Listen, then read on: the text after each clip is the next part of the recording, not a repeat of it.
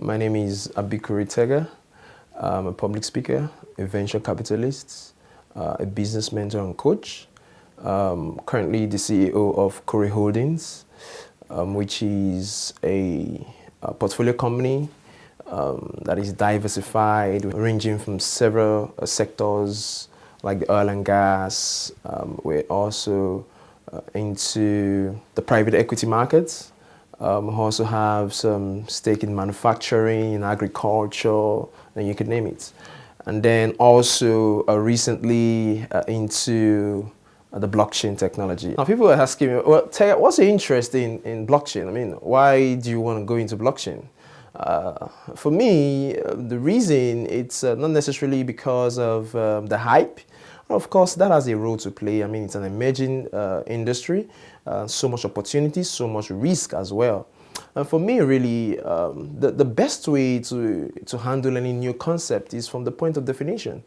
First of all, the whole idea that the blockchain technology, cryptocurrency, and then Bitcoin is a way to get rid of the government of the day and then do financial transaction without the government doesn't make sense to me. I mean, one of the reasons why it wasn't, it didn't have to catch my attention at first, because I mean, you can be in their land and then you want to take them out of the financial transaction. I mean, it's like what I'll call a daydreaming, but then that of course made some people not to want to go into it. That of course made governments want to ban it, and several things had to come up alongside. But then if you look at this critically, blockchain technology is most important for financial transactions. As a matter of fact, I'm a Nigerian.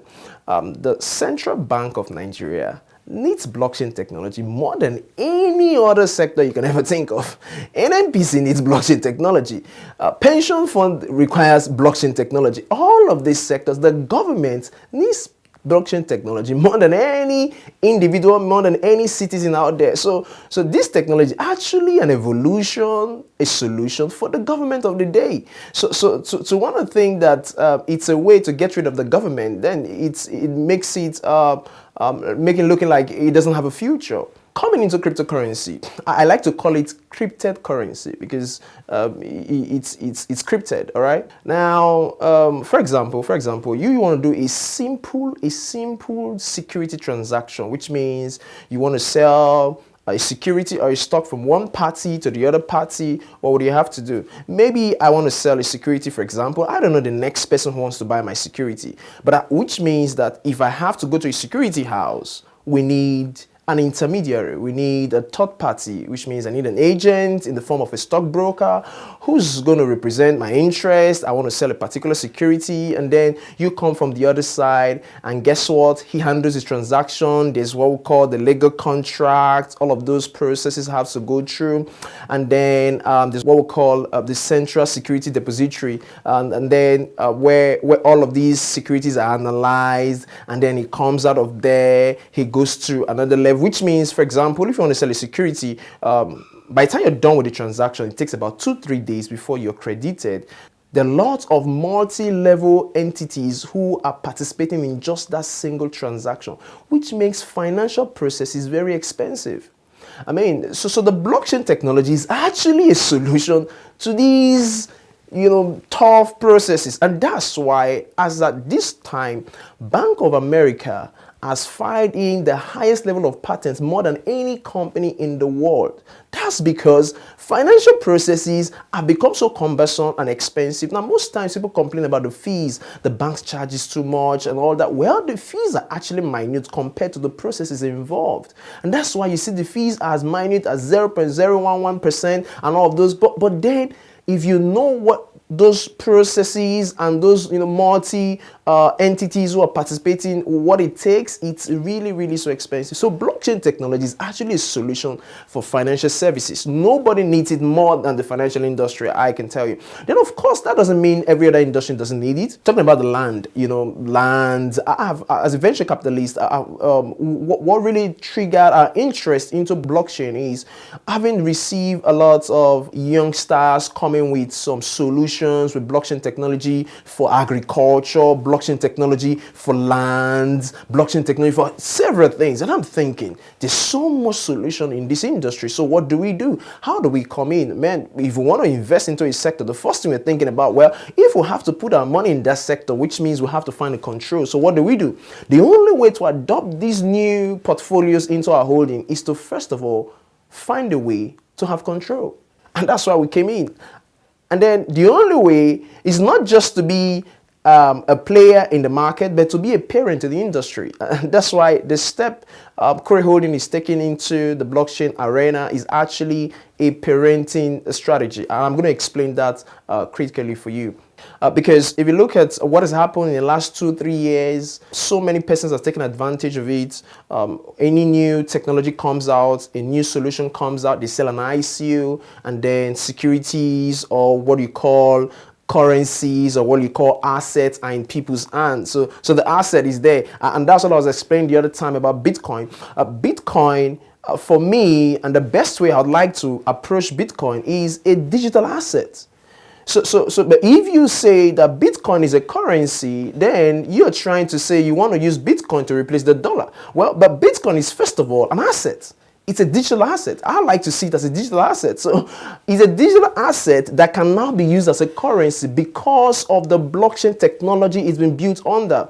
Now, the blockchain technology has been able to create trust in the whole sector. I mean, what the third party actually does, why will I be comfortable to walk into a bank and I send $500, I send $500,000, and I go home peacefully knowing that 2-3 days time, someone's going to get the money somewhere across the world? It's because I trust the system. So blockchain technology has been able to create a system of trust upon which any assets built on that technology can be used as a currency.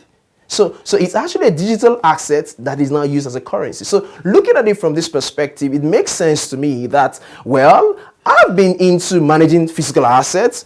I think it makes more sense to go into digital asset because the world is going global. The world is now in the internet, in this space. So you may as well want to have some level of digital currency. So looking at it from the perspective, we decided, well, in the last 2 years, because of the emergence of the cryptocurrency space, we've had a lot of assets in people's hands, all right? People come with solutions and then they sell an ICO. So there's an asset in your hand. Well, what are you going to do with it? We have millions of people in Nigeria, from Africa, who's bought these ICOs and it's in their hands. So there's no organized services provided for this number of persons who's bought assets in their hands, who doesn't even know what next to do. So we thought about it. What's going to be the best way? Let's find an organized system to service this number of persons who are continually increasing on a daily basis. These things that is in their hand, what should they do with it? How can it benefit them? Okay, because it's not just a buying and buy out.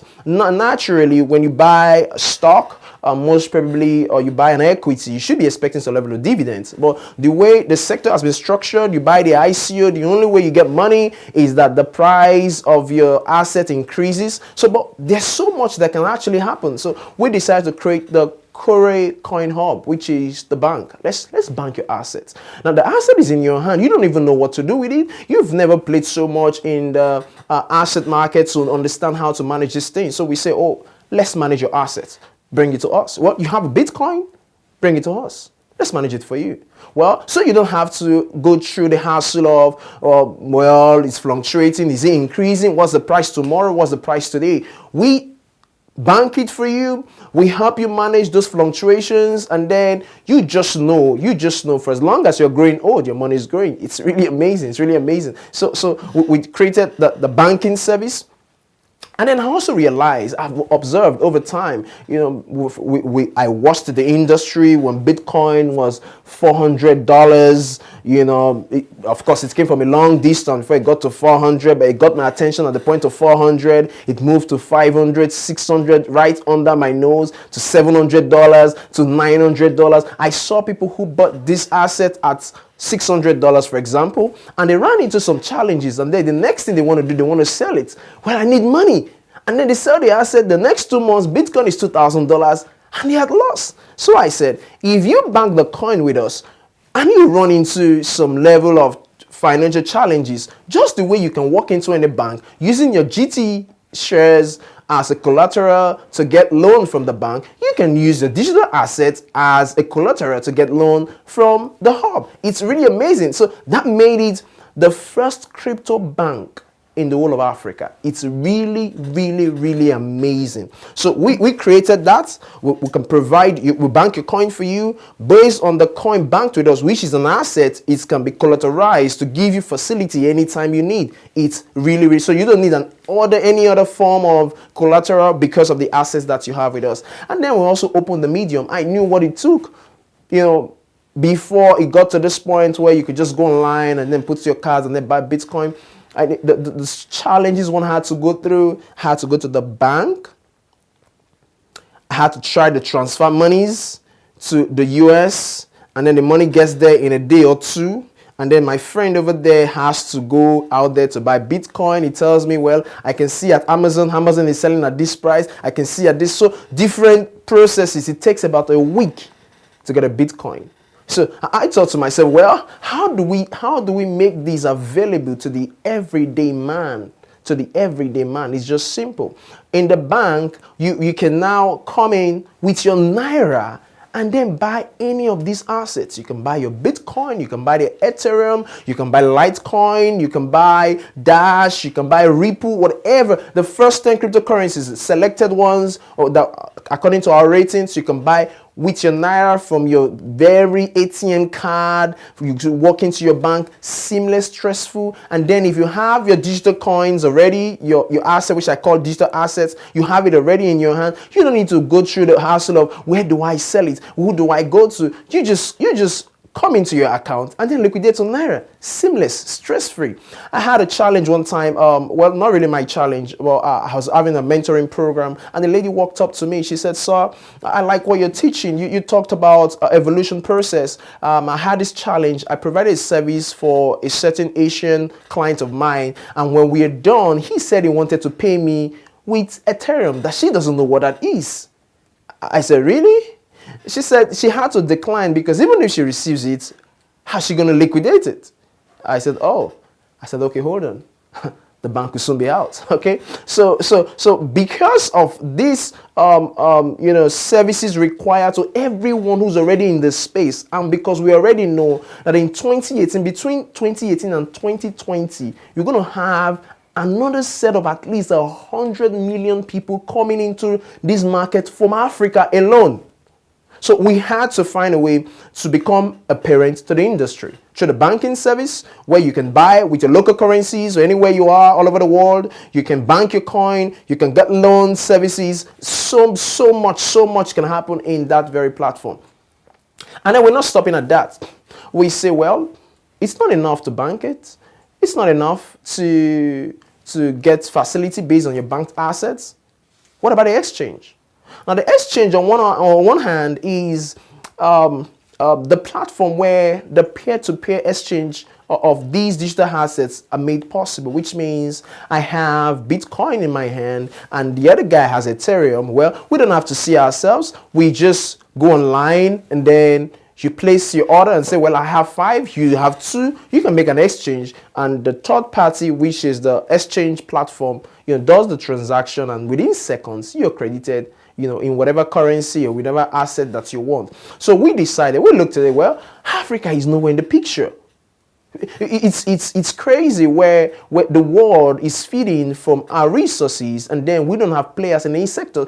Someone says the other time, he said, what's happening to CBN? CBN has not created an enabling environment for cryptocurrency. I said, that's not true. The reason why the Chinese government are so active in cryptocurrency is because in China alone, at least 20 projects are emerging every week. There's so much businesses on blockchain technology that the government had to come out to regulate. So if the CBN wants to regulate today, what are they going to regulate? Are they going to regulate a team of students in a WhatsApp group selling Bitcoin as escrow? Who are they going to regulate? There's no organized structure system that is functioning in this sector via which they want to do something and they say, hey, let's call the stakeholders. What do we do? How do we regulate this sector? There is none like that. So that's why the government is dormant. But let me tell you this. The danger of this is if we continue in this path, something else is going to emerge as a result of this blockchain technology. Just the way internet, we're playing with internet, we're so quiet. If you know the amount of money spent on importing technologies in the internet sector alone every year, it will amaze you. And guess what? The blockchain technology is an offshoot of the internet. The cryptocurrency we have today, the reason it can function this effectively is because of the internet. Something else is coming in front that's going to sit on blockchain. So if we are behind in the internet and we want to be behind again in blockchain, which means we'll continually be behind in all of the emerging sectors and industries coming in front. So I need you Africans to get up and say, hey, what's the next project? I already have piles of projects already, which I am a team, we're already looking at it, which one I'm going to invest in, which one I'm going to buy into and take, scale it up to the global stage as far as blockchain technology is concerned. So it's really, really amazing. Now we'll create the exchange. The exchange is going to be a hub for every cryptocurrency user all over the world. Now this is the very first time we're going to be launching something this big, and that's why this project is the largest cryptocurrency project from Africa to the world. It's really amazing. So the exchange platform is there, the bank is there, and then guess what? Well, why would we service over 10 million users in the crypto space and we don't have our own assets? I mean, that doesn't make sense. So while we have the bank, we have the exchange, we have the Kurecoin. So when you come to us, we serve you with buying whatever assets you want. Well, it's easier for you when you transact with our own assets. I mean, well, it may not make sense to you. That makes sense to me as an investor. So we are not just there to attract this amounts of people into a community and then provide them, corporate services, financial services. We also have our coin, through which as they transact, as they use it, the value of the coin begins to appreciate.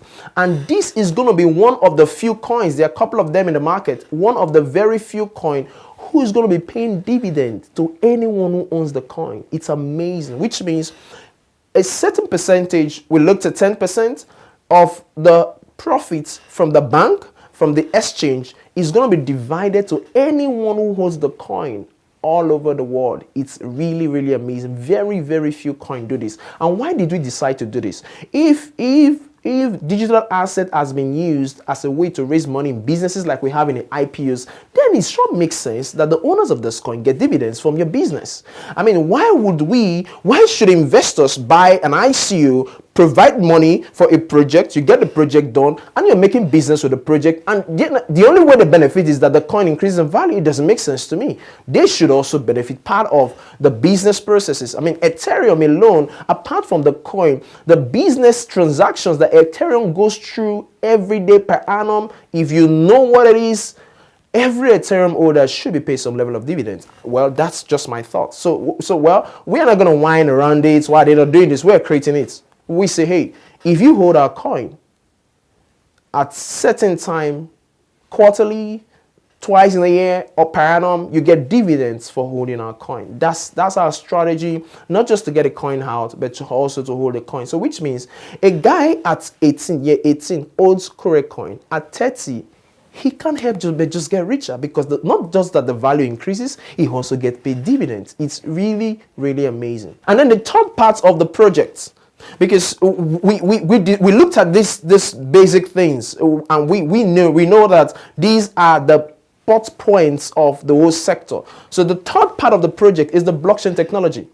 Now, Ethereum, launched these and they're doing well. Currently, about 900 digital assets are seated on Ethereum. It's really, really amazing. And guess what? Neo is on the other side doing something. Stratis is on one side doing another. So the competition is already there. But guess what? Ethereum can perform about 15 transactions per second. Neo, as a coin, with the blockchain technology that they have, performs 10,000 transactions per second. So the match is not there at all. But guess what? We're coming with something big. I'm going to spare that, all right? So just watch out. I'm going to tell you about a blockchain technology that we're going to be releasing later part of this year. And that's going to be the mother of all coins that's going to come out from Africa. We can't afford to sit down and then whine and then expect to be fed with the sector when we have what it takes. I believe we have the resources, we have the competence, we have what it takes. We have the community, we have the finance. I don't see any reason why we shouldn't be a major player in cryptocurrency all over the world. All right, so that's what we'll be doing. And guess what, the ICO is around the corner. You just make sure you're tuned to what's happening really, to see when the ICO is on, when the pre-ICO ends, when the bank is launched. We're going to do a lot of airdrops, we're going to do a lot of promos, we're going to do a lot of sensitization programs, travel to different African countries. We're going to get to South Africa. So if you're listening to me right now, watch out for when we're coming to South Africa. Watch out for Zimbabwe. We're going to come to you. We're going to come to you. All right. Now, Zimbabwe had a lot of high traffic of Bitcoin transactions. I mean, when Bitcoin was trading at about $17,000, Zimbabwe was trading as much as $40,000. I mean, Zimbabwe actually traded $20,000 when we're trading about $8,000. I mean, that's really serious. Okay, so Zimbabwe, watch out for us. We're coming to you. Kenya, you guys are doing so much. You guys are doing so much. I'm here seeing a lot of blockchain breakthroughs coming out of Kenya. It's really amazing. Watch out for us. We're coming to you as well. Ghana, of course, we're coming to you. We're coming to Ghana, and then we're going to travel to about 7 of these African countries, and then of course we're going to scale it up and get to across the globe, and to let them know, look for these solutions, and provide this platform just the way they provided it. It's just the way it is. All right, just stay tuned. I love you. See you in my next episode.